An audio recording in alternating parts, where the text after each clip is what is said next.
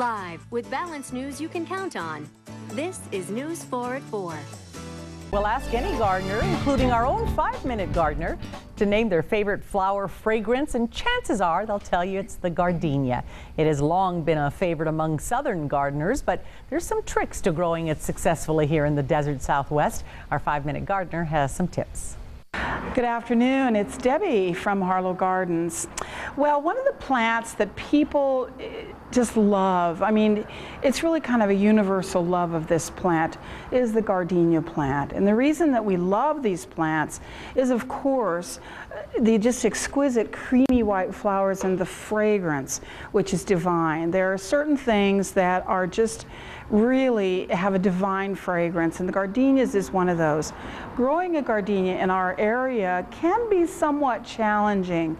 I'm going to try to give you some tips that maybe will help you be a little more successful growing gardenias. The first thing I want to say is our soil and our water in this area, in this lovely Tucson desert, is an alkaline soil, which means that the pH is high on it, which means there's a high salt content in our water and our soil, which is something that gardenias really are unhappy about. So the first thing you need to do with a gardenia is to try to lower the pH in the soil around that plant to make it happier. And there's a couple different ways you can do that with a gardenia.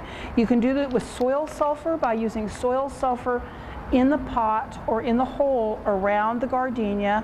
You can also do it with specific types of fertilizers like this one. This is a soil acidifier. This is a fertilizer specifically designed for acid-loving plants. So the first thing, the most important thing I would say to you is if you want to grow a gardenia, you're probably going to be more successful if you decide to grow that gardenia in a pot as opposed to in the ground, because of our soil and water conditions. You can control the type of soil you use in the pot, and the gardenia is going to be happier. If you grow a gardenia in a pot, this one is probably your best bet. This one is called an ever-blooming gardenia, or Gardenia veitchii. It's a smaller bush, and it has a little bit smaller flowers, smaller leaves, smaller flowers, but the nice thing is it has a longer bloom period than some of the other gardenias. Now you can grow one of the bigger ones in a pot. You just need to have a much bigger pot. Like this one down here, this one's called a mystery gardenia. And the mystery gardenia has the big flowers and big leaves. And so this is one you can also grow in a pot, but you might be a little bit happier with this one. Anyway, alrighty, well, good luck with your gardenias, and be sure and get your sniffer out. Got my sniffer out, Debbie. All right. Gardenias are just, there's nothing like that smell. It's just beautiful. Oh, I know. And they're one of the plants that people seem to have a real emotional attachment to. So they're the ones that people come running in with leaves or flowers or buds that are falling off very frequently. So I thought today we'd talk about a few of the problems that they might see.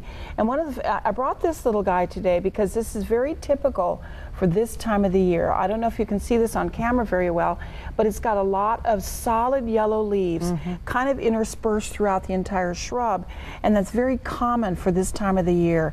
As the weather changes, the bush goes whoa, and it kind of shakes off, the leaves yellow out, it shakes off some old leaves, and it puts on new leaves.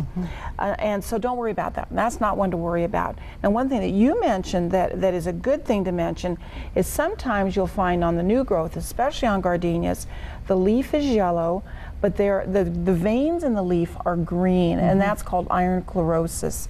And that's also something that's very common with gardenias here. And that's an easy thing to fix. There's a bunch of different kinds of irons that you can use to fix that one. Another problem that we see is people say, well, it sets a lot of buds, but then the buds just dry up and fall off. Yeah, before they bloom. Exactly. They don't open up. They just dry up and go away. And what are you growing the dang gardenia for if it's not going to bloom? Exactly. And so usually that's an inconsistent watering. That means they give it a lot of water one day or not enough water the next day. And so the plant's like, whoa, they don't even want to hold on to the blossoms, so they throw them off. Usually that's what's going on with it. Or you start fertilizing it when it's blooming when you hadn't been fertilizing it prior to that. Kind of shocks it. A little bit, yeah, it shocks it a little bit. What about, Debbie, my mother used to throw the coffee grinds on the gardenia, and she swore that that was the reason it was so gorgeous, and sure enough, this thing was huge, and it wasn't really all that well cared for, but it was flowers up the yin-yang. You know, and I honestly don't know that. I honestly don't know the answer to that for sure, but I hear that from a lot of old-time gardeners. You know, my godmother used to have this gorgeous rose garden. She always threw her coffee grounds out on the roses, and she had fabulous roses. So I honestly don't know if there's any scientific fact to that. Well, I have to look that up and get back to you on that one. Don't fix what ain't broke, huh? Well, yeah, that's my bottom line gardening philosophy. Yeah, Okay, exactly. Debbie, thank you so much.